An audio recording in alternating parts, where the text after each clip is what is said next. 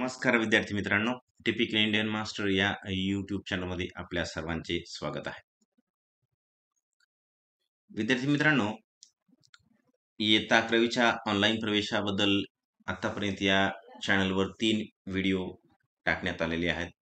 आजच्या या व्हिडिओमध्ये आपण पार्ट 1 जो ऍडमिशन फॉर्म असतो त्यामध्ये पार्ट 1 आणि पार्ट 2 हे दोन प्रमुख पार्ट आहेत. त्यातला पार्ट 1 कसा भरायचा याबद्दलचा व्हिडिओ ऑलरेडी या चॅनलवर टाकण्यात आलेला आहे. आजच्या या व्हिडिओमध्ये आपण शेवटचा जो पार्ट आहे म्हणजे हा पार्ट 2 संपला म्हणजे आपण ऍडमिशन प्रक्रिया पूर्ण केली. चला तर मग सुरुवात करूया. जेव्हा तुम्ही जी ऑफिशियल वेबसाईट आहे, बरेचसे विद्यार्थी मला कॉमेंट करून विचारत सर लिंक पाठवा सर रजिस्ट्रेशन करायची किंवा फॉर्म भरायची. तर त्याची लिंक मी माझे 3 व्हिडिओ आहेत त्या प्रत्येक व्हिडिओमध्ये टाकलेली आहे. डिस्क्रिप्शनला चेक करा, तुम्हाला त्याची लिंक मिळून जाईल. जी गव्हर्नमेंटची लिंक आहे. आता सध्या ते साईटवर किंवा त्या लिंकवर ऍडमिशन प्रोसेस चालू झाली नाही. त्याला वेळ आहे. 19 मे पासून ते सुरू होणार आहे. म्हणून सध्या तर ती साईट आहे ओपन, बट बाकीचे जे टॅब्स असणार आहेत ते सध्या तुम्हाला रजिस्ट्रेशन लॉग इन असे टॅब दिसणार नाही. जसं इथं स्क्रीनवर दिसतंय तसं तुम्हाला तिथं काही दिसणार आता सध्या तर दिसणार नाहीये. जेव्हा हे ऍक्टिव्ह होईल म्हणजे त्या डेटला असा त्यावेळेस हे सगळे बटन किंवा हे सगळं फॉर्मॅट तुम्हाला त्यावेळेस दिसायला लागल. ठीक आहे. तरी तुम्हाला लिंक मी पाठवलेली आहे, डिस्क्रिप्शनमध्ये चेक करा. आणखीन एक आहे, प्रत्येक व्हिडिओच्या किंवा या व्हिडिओच्या डिस्क्रिप्शनमध्ये सुद्धा मी ते टाकून देईल. विद्यार्थी मित्रांनो, काही गोष्टी अशा आहेत की मी प्रत्येक गोष्टीसाठी व्हिडिओ बनवू शकणार नाहीये बेटा. खूप साऱ्या अशा गोष्टी आहेत की जे मी तुम्हाला तुमचे छोटे छोटे क्वेश्चन्स आहेत त्याचे आन्सर्स देण्यासाठी तयार आहे. तशा सगळ्या क्वेश्चनसाठी डाऊटसाठी मी एक चॅनल बनवलाय, व्हॉट्सअप चॅनल आहे. डिस्क्रिप्शनमध्ये त्याची लिंक दिलेली आहे. प्लीज ते तुम्ही जाऊन त्या चॅनलला फॉलो करा. इयत्ता 11वी, इयत्ता 12वीचे नोट्स खूप साऱ्या गोष्टी तुम्हाला त्या चॅनलवर मिळत राहणार आहेत. सीईटी, नीट, 11वी सायन्स असू द्या, आर्ट असू द्या तुमचं किंवा कॉमर्स असू द्या, सगळ्या शाखाबद्दलची अभ्यासक्रमाबद्दलची म्हणा इतर कसल्याही प्रकारची माहिती तुमच्या या पुढच्या 2 वर्षासाठी आवश्यक असणारी आणि त्यानंतरही बरीचशी माहिती त्या चॅनलवर मी वर्षभर टाकत राहणार आहे. आपल्याला मिळत राहणार आहे. म्हणून या ऍडमिशन प्रक्रियेच्या नंतरही तुम्हाला त्या चॅनलवर खूप फायदा पडणार आहे. म्हणून तुम्ही त्या चॅनल फॉलो करा. व्हॉट्सअप चॅनलची लिंक डिस्क्रिप्शनमध्ये मिळेल, चेकआउट करा. आता हे स्क्रीनवर जे मी दाखवतोय तुम्हाला, जेव्हा तुम्ही त्याची ऑफिशियल साईट टाकून जेव्हा ओपन करता त्यावेळेस तुम्हाला हा फ्रंट पेजला फॉर्मॅट दिसेल एकदम. ठीक आहे. मग इथं आल्याच्या नंतर तुम्ही आता अगोदर रजिस्ट्रेशन केलेलं आहे. रजिस्ट्रेशन कसं करायचं त्याचा संबंधित व्हिडिओ पाहून घ्या. वरती आय बटनला क्लिक करा. एक प्लेलिस्ट मी इथं टाकून देतोय. त्या प्लेलिस्टमध्ये तिन्ही व्हिडिओ तुम्हाला पाहून मिळून जातील. ठीक आहे. ते पाहून घ्या एकदाचे. म्हणजे आता लास्ट पार्टवर आलोय, पार्ट 2 वर. मग तुम्हाला इथं आल्याच्या नंतर सरळ लॉग इन करायचंय. लॉग इन बटनवर जेव्हा तुम्ही क्लिक करता त्यावेळेस असा इंटरफेस तयार होऊन जातो. लॉग वर आल्यावर तुम्हाला लॉग इन करण्यासाठी आयडी आणि पासवर्ड हे 2 गोष्टी मागल्या जातील. आयडी तुम्ही जनरेट केलेला आहे अगोदर, तुम्हाला मिळालेला आहे आणि पासवर्डही तुम्ही सेट केलेला आहे. तो इथं टाकायचा आहे. हा कॅप्चा टाकायचा आहे आणि लॉग इन बटनवर क्लिक करायचं. लॉग इन झाल्याच्या नंतर आपण जे मुख्य पार्ट इथं पाहणार आहोत ते इथं लक्षात घ्या. अगोदर या व्हिडिओमध्ये तुम्हाला जो पार्ट 2 आपण पाहतोय, सेकंड पार्ट ऍडमिशन फॉर्मचा इथं दिसतंय बघा, पार्ट 2. त्यामध्ये नेमकं काय पाहायचं ते एकदा शॉर्टमध्ये पाहून घेऊया. चूज स्ट्रीम अँड मीडियम, आपल्याला शाखा निवडायची आहे आणि मीडियम निवडायचे. ज्युनियर कॉलेजची लिस्ट, जे काही ज्युनियर कॉलेज आहेत आपण ऍडमिशन घेण्यासाठी जेवढे काही महाराष्ट्रात कॉलेजेस असणार आहेत त्या सगळ्या कॉलेजची लिस्ट आपल्याला कशी पाहायची, कोणत्या झोनमध्ये तेवढे सगळे 11-12 हजारच्या वर जवळपास कॉलेजची यादी आहे ती सगळी पाहायची का सर आपण? नाही. झोन, डिव्हिजन, झोन आणि एरिया याच्यानुसार यादी आपण कशी चेक करायची ते पाहणार आहोत. नंतर प्रेफरन्स कसा सेट करायचा आहे, म्हणजे पसंती क्रम म्हणतात त्याला. 10 तुम्ही कॉलेज सिलेक्ट करू शकता जास्तीत जास्त. ठीक आहे. त्याचे सेट म्हणजे नंबर 1 ला कोणतं नंबरिंग कशी करायची, त्याची पसंती क्रम कसा द्यायचा ते पाहणार आहोत इथं. आणि शेवटचा टप्पा असणार आहे की ते पसंती क्रम झाल्याच्या नंतर त्या ऑप्शनला किंवा त्या फॉर्मला लॉक कसं करायचंय. प्रत्येक पार्टमध्ये लॉक केल्याशिवाय पुढे जाता येत नसते, लक्षात ठेवा. जेव्हा तुम्ही एखादा पार्ट, आता पार्ट 1 पण लॉक नाही केला तर पार्ट 2 तुमचा ओपन होत नाही लॉग इन केल्याच्या नंतरही. त्याला लॉक करावं लागणार आहे, तेव्हाच तुमचा लॉग इनच्या नंतर तुम्हाला पार्ट 2 दिसेल. जर तुम्ही तो पार्ट 1 लॉक केला नाही तर तुम्हाला पार्ट 2 दिसणार नाही. आणि पार्ट 2 जर लॉक केला नाही तुम्ही राऊंड 1 साठी अप्लायच करू शकणार नाहीये किंवा तुम्हाला ग्राह्य धरलं जाणार नाही. म्हणून लॉक करणं सुद्धा इम्पॉर्टंट आहे. असे 4 प्रक्रिया आपण इथं या व्हिडिओमध्ये पाहणार आहोत. ठीक आहे. चला तर मग सुरुवात करूया. पहिली स्टेप, शाखा निवडणे. कला, वाणिज्य, विज्ञान ज्या 3 शाखा असतात 11वी साठी त्या कशा निवडायच्या व माध्यम कसे निवडायचे याबद्दलचं आपण इथं सुरुवातीला पाहून घेऊया. ठीक आहे. चला, मग जेव्हा तुम्ही लॉग इन करताय त्यावेळेस तुम्हाला असा डॅशबोर्ड मिळेल. लॉग इन केल्या केल्या तुम्हाला हे दिसेल अगोदर तुमचा आयडी किंवा तुमचा टाईप कोणता, ऍप्लिकेशन, तुमचं नाव, हे सगळी इन्फॉर्मेशन तुम्हाला इथं दिसेल.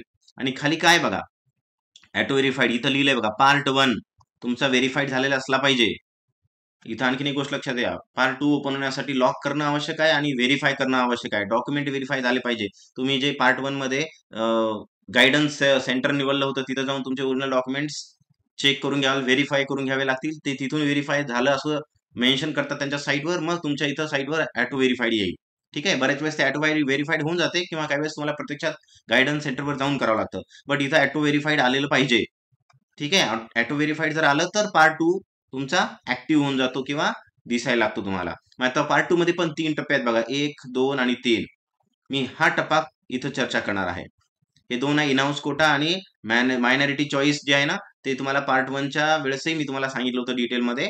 वाटलं त्याच्यावर आपण वेगळा एक व्हिडिओ बनवूया मॅनेजमेंट कोट्याबद्दल किंवा ह्या कोटा टाईप कोट्यांमधून ऍडमिशन्स कसं घ्यायचं त्याच्यावर वेगळा व्हिडिओ बनवूया. आपण सध्या याची चर्चा. इथं काय दिलं बघा, फिलिंग नॉट स्टार्टेड, म्हणजे आपण कॅप राऊंडसाठी सध्या आपण पार्ट 2 चेक करतोय. तो इथं लिहिलंय ऑप्शन काय, फिलिंग नॉट स्टार्टेड, म्हणजे हा कंप्लीट झालेला नाहीये. इथं जेव्हा हे कंप्लीट येईल त्यावेळेस तुम्ही इथं लॉक शब्द येणार आहे, त्यावेळेस पार्ट 2 कंप्लीट झाला. ठीक आहे. म्हणजे तुम्ही राऊंडला अवेलेबल झालात. फर्स्ट राऊंडला, पुढच्या राऊंडला, फर्स्ट राऊंडला अवेलेबल होता जेव्हा तुम्ही हे भरताय. आता हे माहिती भरल्याच्या नंतर फक्त फर्स्ट राऊंड साठीची माहिती आहे पार्ट 2 भरणं. ठीक आहे. प्रत्येक राऊंडला परत परत पार्ट 2 भरावे लागतात.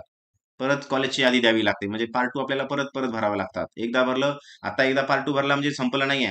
आता तुम्ही भरताय याचा अर्थ तुम्ही राऊंड 1 साठी पार्ट 2 भरताय. जेव्हा तुमचा समजा त्या पार्ट 1 मध्ये कुठंच नंबर लागला नाही तर तुम्हाला परत पार्ट 2 वर यायचंय लॉग इन करून आणि परत कॉलेजची यादी वगैरे द्यायची, सगळी प्रोसेस करायची आणि परत लॉक करायचंय, म्हणजे पार्ट 2 साठी तुम्ही अप्लाय करू शकताय. कन्सिडर केला जाईल तुम्हाला. ठीक आहे.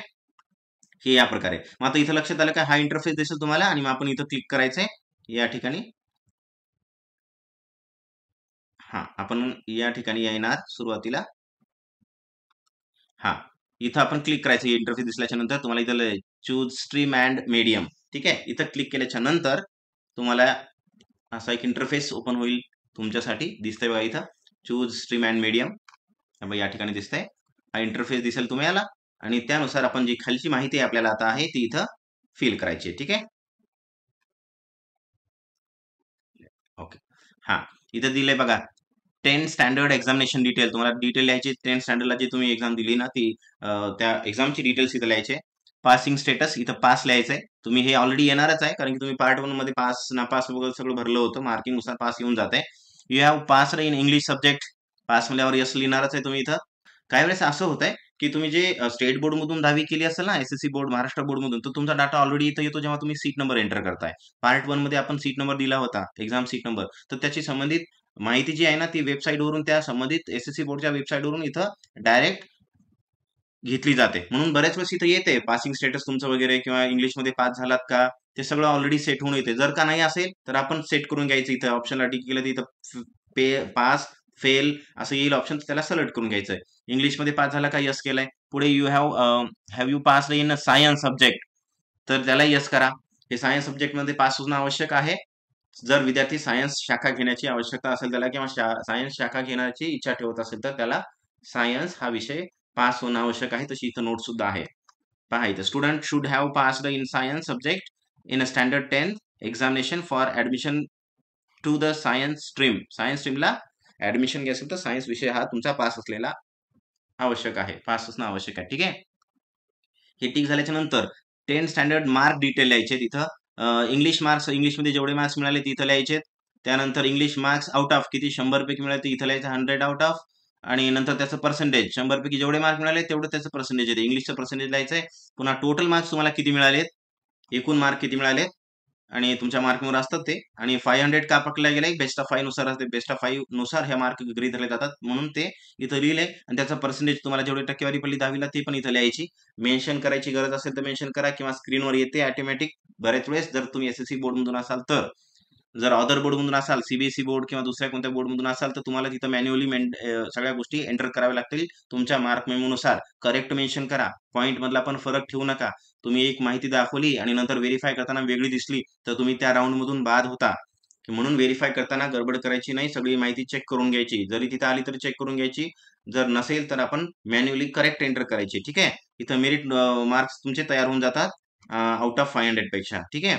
मग पुढे दिले बघा, इथं आला महत्वाचा मुद्दा आता. Select stream. इथं आहे बघा, एक आर्ट आहे, 2 नंबरला कॉमर्स आहे, 3 नंबरला सायन्स आहे आणि हे आहे HSVC म्हणून. ठीक आहे. तर यापैकी जी एक स्ट्रीम तुम्हाला सिलेक्ट करता येते एका राऊंडला, ती एकच स्ट्रीम सिलेक्ट करायची. तुम्हाला 2-2 टिक करता येणार नाही तिथं. एक केला तर दुसऱ्यावर टिक केला तर परत हा निघून जातो आणि दुसरा राहून जातो.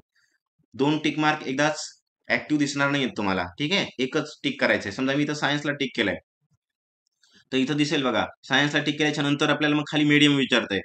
मराठी, इंग्लिश, हिंदी, गुजराती, उर्दू, कन्नडा आणि सिंधी असे काही मीडियम दिसतात इथं. आता सायन्स म्हणलं की जनरली आपलं मीडियम कोणतं असणार आहे? इंग्लिश मीडियम असणार आहे. कला शाखा असेल तर तुमचं मराठी मीडियम असते. ठीक आहे. तर जे काही मीडियम आहे ते तुम्ही याला इथं सिलेक्ट करून घ्यायचे. मग आता हे इथं झाल्याच्या नंतर इथं आपल्याला काय करायचंय? सेव्ह करायचं हे सगळा डाटा आणि पुढच्या पार्टवर जायचं. सेव्ह अँड प्रोसीड म्हणून बटनवर जर क्लिक केलात तुम्ही, खाली एक बटन असते तसं सेव्ह अँड प्रोसीडचं, सेव्ह अँड नेक्स्टचं, त्याच्यावर क्लिक केला तर तुम्हाला पुढच्या टप्प्याला नेल्या जाईल. ठीक आहे. पुढचा टप्पा आहे बेटा कॉलेजची यादी व निवड. म्हणजे कॉलेजची निवड कशी करायची आणि कॉलेजची यादी कुठून पाहायची. ठीक आहे. या संबंधी आपण पुढचा पार्ट लक्षात घेऊया. जेव्हा तुम्ही सेव्ह अँड नेक्स्ट वर क्लिक कराल, तुम्हाला असा एक विंडो ओपन होईल जो की नवीन टॉपिक वर घेऊन जाईल, तुम्हाला नवीन मुद्द्यावर घेऊन जाईल. कोणता पाहिला आपण आता? हा झाला होता स्ट्रीम. आता ह्याच्यावर आलो आपण. पहा कोणत्या? कॉलेज चूज ज्युनियर कॉलेज, म्हणजे सिलेक्शन करायचं, कॉलेजची निवड करायची आपल्याला. ठीक आहे. इथे इन्स्ट्रक्शन दिलेले आहेत, ते इन्स्ट्रक्शन वाचून घ्या पूर्ण. ओके. इन्स्ट्रक्शन रीड करायचे, नंतरच फॉलो करायचं कोणतेही स्टेप जे आपण फील करणार आहोत. इथं पहा, मग जेव्हा तुम्ही कॉलेजचं सिलेक्शन करणार आहेत, यादी पाहणार आहेत, त्यावेळेस काय काय विचारलं जाते? तुम्ही आता सिलेक्ट केलं होतं स्ट्रीम, इथं ते ऑलरेडी येऊन जाईल. सायन्स निवडलंय तुम्ही, मीडियम पण निवडलेलं होतं इंग्लिश, ते पण इथं येऊन जाईल. स्टेटस इथं ऑल. आता हे स्टेटस काय आहे? कॉलेज टाईप काय आहे? आणि हे बायफोकल सब्जेक्ट, झोन, एरिया. आता आपण शाळेची यादी काढवली बेटा. स्ट्रीम कोड, याच्यातले काही गोष्टी तुम्ही भरू शकता, काही गोष्टी तुम्हाला माहित नसतात. उदाहरणार्थ इथं स्ट्रीम कोड आहे, ते तुम्हाला माहित नसेल, म्हणजे सायन्सच्या स्ट्रीमचा एक कोड असतो. जरी माहित नसला तरी चालतं, इथं काही मॅन्डेटरी नाही आहे ते लिहिणं. आणि हे युडायस कोड आणि ज्युनियर कॉलेज नेम, तुम्ही पर्टिक्युलर एखाद्या कॉलेजला सेंटर करू शकता, मेन्शन करू शकता इथं, जर तुम्हाला ते माहित असेल तर. नसेल तरी यादीमधून निवडू शकता. ठीक आहे. हे दोन गोष्टी इथं आलेल्या असतात, सायन्स आणि मीडियम आलेला आहे इंग्लिश. आता या स्टेटसवर जर क्लिक केलात तर पुढे गेलात तर काय होते बघा. स्टेटसवर क्लिक केला तर काय दिसेल तुम्हाला? Aided, government, PMC, partially aided, self finance आणि अनएडेड असे स्टेटस, म्हणजे कॉलेजचं त्या स्टेटस काय आहे सध्या ते तुम्हाला इथून निवडायचंय. एडेड मीन्स अनुदानित आहे. इथं पहा, हे एडेड नावाचे जे कॉलेज, एडेड अँड गव्हर्नमेंट, यांची फीस कमी असते, लो फीस. ओके. हे PMC हे सुद्धा आहे, बट हे महानगरपालिकेचे जे एरिया असतात त्याच्यामध्ये असलेले जे कॉलेज आहेत यांची फीस पण कमी असते. आणि हे जे बाकीचे आहेत बघा, पार्शियल एडेड याची फीस थोडी जास्त असते. सेल्फ फायनान्स आणि अनएडेड यांची फीस खूप हाय असते, जवळपास 10-15 हजार, मे बी त्यापेक्षा जास्त 20-22 हजारापर्यंत असू शकते हे. बट हे जे एडेड, पहिले दोन दोन ते जे दोन बोललो ना मी, एडेड आणि गव्हर्नमेंटचे, याची फीस 400-500च्या जवळपास ऍडमिशन फीस असणार आहे. यापैकी तुम्हाला कोणतं पाहिजे ते इथं सिलेक्ट करून घ्यायचं. ठीक आहे. सपोज आपण एडेड सिलेक्ट केलं. गव्हर्नमेंट कॉलेजेस खूप कमी आहेत महाराष्ट्रामध्ये, गव्हर्नमेंट कॉलेज खूप कमी आहेत, एडेड कॉलेजची संख्या खूप जास्त आहे. म्हणून एडेड कॉलेज जर सिलेक्ट केलं सपोज तुम्ही, म्हणजे इथं कळालं का तुम्हाला स्टेटस काय असते ते? कॉलेजचं स्टेटस म्हणजे त्याचे अनुदानाचा प्रकार, ते कोणत्या टाईपचा आहे, सेल्फ फायनान्स आहे, अनएडेड आहे, एडेड आहे, गव्हर्नमेंट आहे ते. सपोज आपण याच्यातला एडेडला सिलेक्ट केलं. ठीक आहे. त्याच्यानंतरचा पार्ट कोणता आहे? College type. हे स्टेटस झालं. आपण इथं काय चेक केलं बेटा? स्टेटस बघितलं. आपण घेणार आहोत एडेड. आता पुढे आहे कॉलेज टाईप. कॉलेज टाईप मध्ये पण पहा काय दिसते, ऑल बॉईज अँड को एज्युकेशन, म्हणजे फक्त मुलांचं कॉलेज आहे, किंवा को एज्युकेशन म्हणजे मुलांचं ऍडमिशन होऊ शकते आणि मुलींचं पण होऊ शकते. असं म्हणजे त्यातलं तुम्ही कोणतं निवडता ते तुम्ही सिलेक्ट करा. को एज्युकेशन टाईपचे कॉलेजेस जास्तीत करून संख्येनं आहेत. ठीक आहे. मग को एज्युकेशनला सिलेक्ट करा, जे तुम्हाला योग्य वाटते त्या टाईपचं. ठीक आहे. कॉलेजचा टाईप सिलेक्ट करायचा आहे. त्यानंतर येणार आहे खालचा हा पार्ट, कोणता? Bifocal subject. मग तो सब्जेक्ट, ते कोणते सब्जेक्ट आहेत, मग कोणता घ्यायचा का, मग तिथं पण आपल्याला इथं निवड करायची आहे. बाकीचे सब्जेक्ट सायन्ससाठी तुम्हाला माहित असतात कोणते असतात ते. ठीक आहे. सायन्ससाठी कोणते सब्जेक्ट आहे? केमिस्ट्री, बायोलॉजी, मॅथमॅटिक्स आहे, फिजिक्स आहे. मग हे तर विषय माहित असेल, बट बायफोकल सब्जेक्ट काय आहेत त्याची पण आपण इथे एंट्री करू शकता, जर तुम्हाला तो सब्जेक्ट घ्यायचा असेल तर. ते कोणते कोणते आहेत बघा, इथं तुम्ही जर त्याच्यावर क्लिक केला तर बघा, ॲनिमल सायन्स अँड डेअरी जर तो सब्जेक्ट तिथं असेल तर आता हे सध्या तुम्ही एंटर सगळं करणार आहात आणि हे सगळं एंटर केल्याच्यानंतर ही सगळी माहिती किंवा हा सगळा डाटा असणारे किंवा हे सगळे सब्जेक्ट असणारे कोणते कॉलेज आहेत त्याची यादी तुमच्या समोर स्क्रीनवर तयार व्हायला लागेल. आता तुम्ही हे केलं समजा क्रॉप सायन्स विषय घेतला किंवा कॉम्प्युटर सायन्स विषयाला टिक केला यापैकी कोणत्या एका सब्जेक्टला तुम्हाला टिक करायचं आहे, सिलेक्ट करायचा आहे. तो इथे येऊन जाईल.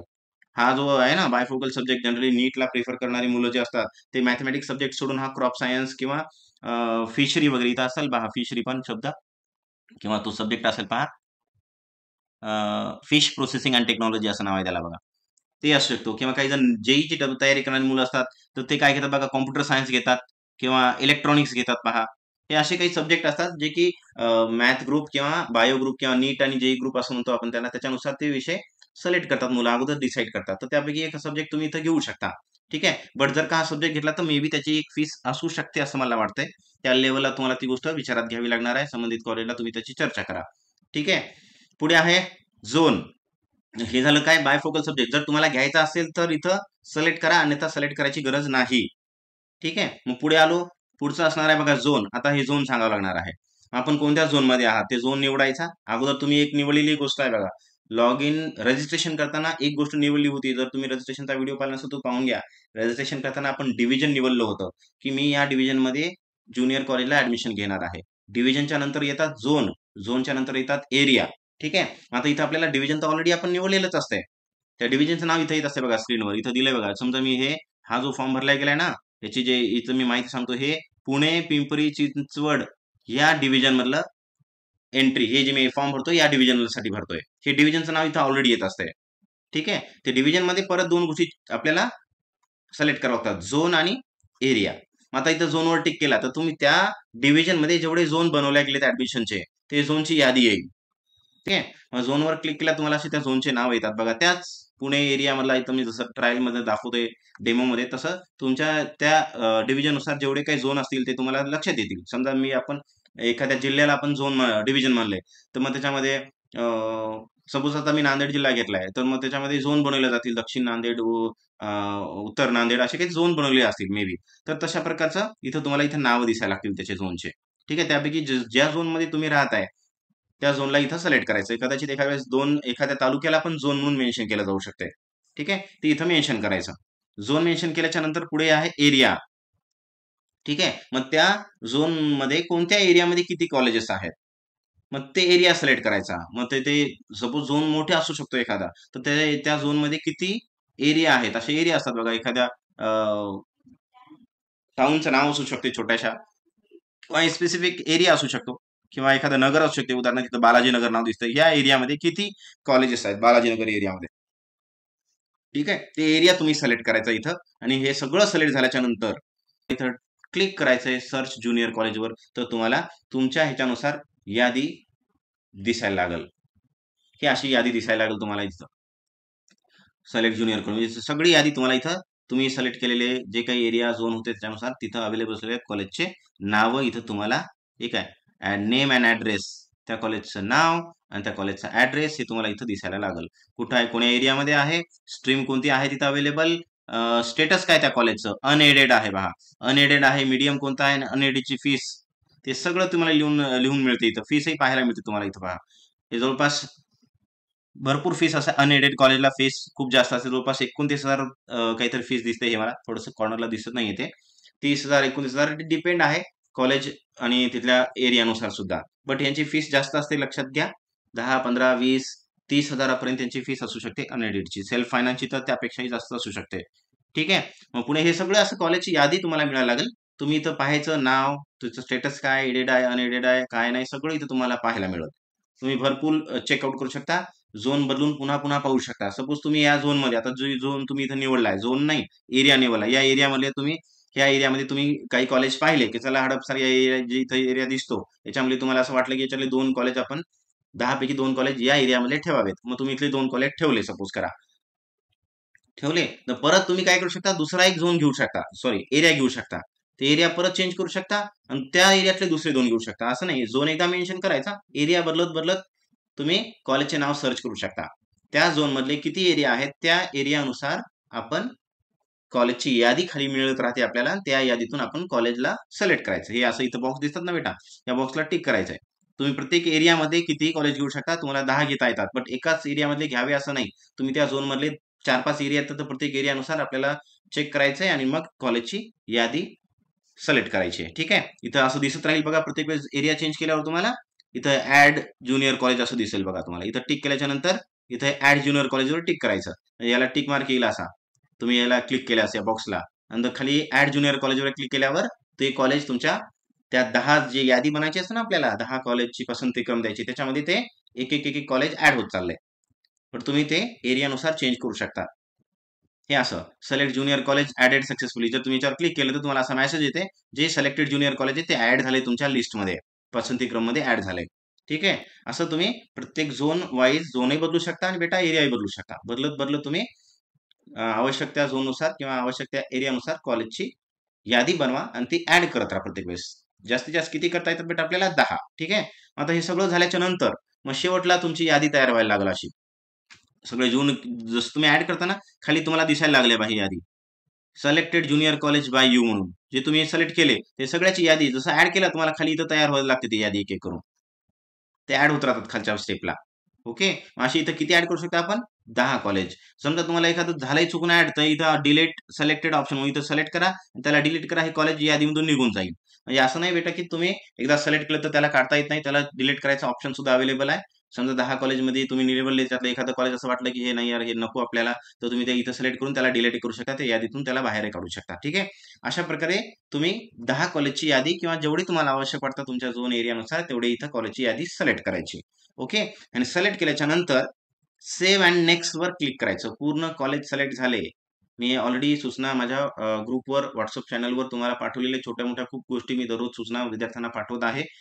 तर त्याच्यावर मी ऑलरेडी पाठवले मुलांना की बेटा तुम्ही जे कॉलेज घ्यायची इच्छा ठेवताय, जी स्ट्रीम शाखा घ्यायची इच्छा ठेवताय, तुमच्या झोननुसार तुमच्या एरियानुसार कोणते चांगले कॉलेजेस आहेत त्याची यादी तयार करून ठेवा. म्हणजे तुम्हाला यादी इथं जे सिलेक्शन व्हायला ना बेटा कॉलेजचं, तिथं वेळ होणार नाहीये. परफेक्टली आपण तेच कॉलेज सिलेक्ट करून जाल. म्हणून आधीच बनवून ठेवा यादी. ठीक आहे. मग इथं सेव्ह अँड नेक्स्ट वर क्लिक केल्यावर तुम्ही जाल आता हे फायनल यादी सिक्वेन्स बनवायला. हे या पद्धतीनं. मग आता ते सगळे सिलेक्ट झाल्याच्या नंतर मग शेवटला येतो बघा टप्पा कोणता? आता प्रेफरन्स सेट करायचा. हे ऍड झाले.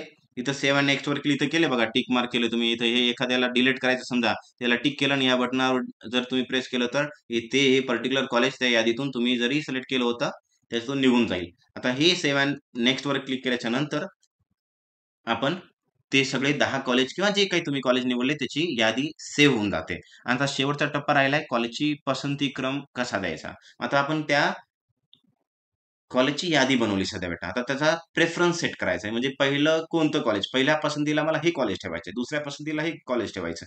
हा पसंती क्रम कसा निवडायचा ते निवडण्यासाठी पहा काय करावं लागेल ते. आता तुम्हाला यायचं हे सगळं सेव्ह अँड नेक्स्ट केल्याच्या नंतर आता आपल्याला पसंती क्रम द्यायचा आहे. तर इथं ऑप्शन दिसतंय बघा हे. आता आपण या पॉइंटवर होतो, चूज ज्युनियर कॉलेजवर. आता यायलो बघा सेट प्रेफरन्सवर. याच्यावर क्लिक केल्यावर तुम्ही जी यादी आधी बनवलेली होती ती यादी इथं तुम्हाला दिसायला लागेल सगळ्या कॉलेजची. सेव्ह सेट करून टाकली होती ना आपण, कॉलेजची यादी सेट केली होती, ती यादी तुम्हाला दिसेल. आता इथं परत इथं दिसायला लागतात हे बॉक्स सेट प्रिफरन्स. ठीक आहे. आता जर तुम्ही याच्यात टिक मार्क केलं, ज्याला पहिल्यांदा सुरू टिक मार्क करता तिथं नंबर येऊन जाईल, नंबर 1. समजा याला टिक मार्क केलं सेकंड टाइमला तिथं नंबर 2 येऊन जाईल. म्हणजे आता तुम्हाला इथं टिक जे टिक करताय अगोदर नंबर 1 ला ज्याला टिक केलं त्याचा नंबर 1, नंबर 2 ला ज्याला टिक केलं त्याचा नंबर 2, हे प्रेफरन्स सेट व्हायला लागतो. ठीक आहे. हे भाई अशा प्रकारे दिसेल तुम्हाला. समजा मी इथं टिक केलंय, याला पहिल्यांदा सुरू टिक केलं म्हणून हे नंबर 1 दिसतंय इथं मला, आणि याला दुसऱ्या वेळेस या कॉलेजच्या याला टिक केलं तर इथं नंबर 2 दिसतंय मला, आणि तिसऱ्या वेळेस मी इथं टिक केलं तर मला इथं 3 नंबर दिसतो. असं नंबर दिसायला लागतात त्याच्या पुढे. पहिल्यांदा सुरू टिक केलात पहिलं कॉलेज, दुसऱ्या वेळेस टिक केलात ज्याला ते 2 नंबरचं कॉलेज झालं. असे कॉलेजचे नंबर तिथं तयार व्हायला लागतात. तुम्ही सगळे नंबर डन केले सपोज करा. असे 1, 2, 3 नंबर दिले. आता हे सपोज करा 10 कॉलेज होते, वरती काही स्क्रीनवर वरती दिसत नाहीये. समजा हे इथं 6 दिसतात एवढ्यापैकी. ठीक आहे. वरच्या स्क्रीनला गेलेले आहेत खाली. तर इथं मग हे सगळ्यांची सेटिंग झाली, सगळ्यांना नंबर दिले आपण. तुम्ही इथं काय करायचं, या बटनवर क्लिक करायचं. Sort preference. बघा नंबर 1 ला कोणता आहे बघा, अण्णासाहेब मगर नावाचं काहीतरी कॉलेजचं नाव दिसते. आता हे इथं तर नंबर 1, 2, 3, 4 ला दिसतंय. तर एकदम वर दिसायला लागले हे जेव्हा आपण सॉर्ट प्रेफरन्स करतात ते. पहा सॉर्ट केल्याच्या नंतर या सॉर्ट प्रेफरन्सवर क्लिक केलात तर तुम्हाला ती सगळी यादी आता सिक्वेन्स नुसार काय होईल बघा. नंबर 1 ला इथं आलो बघा, अण्णासाहेब मगर हे इथं नंबर 1 ला दिसायला लागेल तुम्हाला आता. ठीक आहे. हे अशा प्रकारे ती यादी सॉर्ट होऊन जाते. आणि नंतर फायनल स्टेप, आता हे सगळी यादी सिलेक्ट झाली आणि आपण प्रेफरन्स इथं सिलेक्ट केलेला आहे. आता आपण करायचं पुढचं काम, सेव्ह अँड नेक्स्ट. जेव्हा तुम्ही हे यादी सिलेक्ट करता, प्रेफरन्स सॉर्ट करता, त्यावेळेस सेव्ह अँड नेक्स्ट वर क्लिक केल्यावर पार्ट 2 लॉक करणे आणि त्याची प्रिंट काढणे हा भाग राहतो. ठीक आहे. आता आपण जे सेव्ह केलं त्याच्यानंतर पार्ट 2 ला लॉक करण्याची पद्धत आणि त्याची प्रिंट काढायची एकच स्टेप राहिलेली आहे, ती पाहून घेऊया. हा, जेव्हा तुम्ही सेव्ह अँड नेक्स्ट वर जाता, क्लिक करता, त्यावेळेस तुम्हाला इथं दिसेल बघा लॉक ऑप्शन, इथेही दिसेल आणि इथेही दिसेल. पहा, या ठिकाणी आला तुम्ही आता. ठीक आहे. या ठिकाणी येसाल त्यावेळेस तुम्हाला सगळी डिटेल माहिती, पर्सनल डिटेल मिळेल. सुरुवातीपासून पहिला रिझर्वेशन डिटेल तुमचं काय होतं, स्टेट स्टँडर्ड एक्झामिनेशन डिटेल मिळेल, स्ट्रीम अँड मीडियम कोणती घेतली होती तुम्ही, सायन्स घेतली होती, काय घेतली होती, सगळं तुम्हाला इथं पाहायला मिळेल. आणि तुमचे कॉलेजची लिस्ट पण आहे बाई, पहिल्या प्रेफरन्सला अण्णासाहेब मगर जे काही होतं कॉलेज, ते सुद्धा सगळी detail information, personal detail, address detail पासून तुम्हाला सगळी इन्फॉर्मेशन इथं पाहायला मिळेल. हे सगळ्या कॉलेजची यादी सुद्धा, जे 10 कॉलेज दिले होते बा, हे सुद्धा तुम्हाला इथं पाहायला मिळतील. कुठं, आपण लॉक ऑप्शनवर आला त्यावेळेस. आणि मग हे सगळं पाहिल्याच्या नंतर सगळी माहिती डबल एकदा चेक करून घ्यायची, कुठं मिस्टेक नसावी. आणि खाली एक ऑप्शन दिसते पहा तुम्हाला, declaration, I have declare that, understand that all the information is correct. जे वरची इन्फॉर्मेशन दिसली तुम्ही तपासली, ही तपासलेली करेक्ट आहे असं डिक्लेरेशन द्यावं लागते. आणि जेव्हा तुम्ही डिक्लेरेशन देता, याला टिक करायचं, याला I have declare and understand that all the preferences and options given by me in this option form are given after reading all the rules of admission. हे सगळे मी जे ऑप्शन दिले ते सगळे रूलला वाचून रीड करूनच दिलेले आहेत, हे मी डिक्लेअर करतो असं सांगावं लागतं. याला टिक करायचंय. ओके. आणि टिक केल्याच्या नंतर इथं ऑप्शन ऍक्टिव्ह होऊन जाते, लॉक ऑप्शन फॉर्म. आणि हे लॉक नाही केला तर तुम्ही फर्स्ट राऊंडला अवेलेबल होणार नाही, तिथं लॉक करायला लागणार आहे. ठीक आहे. मग हे लॉक केल्याच्या नंतर तुम्हाला प्रिंटसाठी ऑप्शन अवेलेबल होऊन जाते. लॉक केल्याच्या नंतर इथं स्टेटस येऊन जाते बघा, हे या पद्धतीनं स्टेटस आलं. करंट स्टेटस काय झाला, तुमचा पार्ट 2 लॉक झालेला आहे. ठीक आहे. हे अशा पद्धतीनं तुम्ही ती माहिती कम्प्लिटली व्यवस्थितपणे भरायची. बट त्या बिफोर तुम्ही सगळी माहिती पेजवर काढून ठेवा, म्हणजे तुम्हाला इथं परत परत अनलॉक करायची. इथं अनलॉकचं ऑप्शन असते बघा, इथं बघा प्रिंट. आता लॉक झाल्याच्या नंतर ऑप्शन अवेलेबल होते प्रिंट आणि अनलॉक. अनलॉक करायचं म्हणजे काय, तुम्ही लॉक केला परत अनलॉक करून काही त्याच्यात चेंजेस करू शकता. तुम्हाला चेंज करता येतात नंतरही, बट चेंज करण्याच्या अवस्थेला जाऊच नाही. म्हणून तुमच्याकडे 19 तारखेपर्यंतचा वेळ आहे.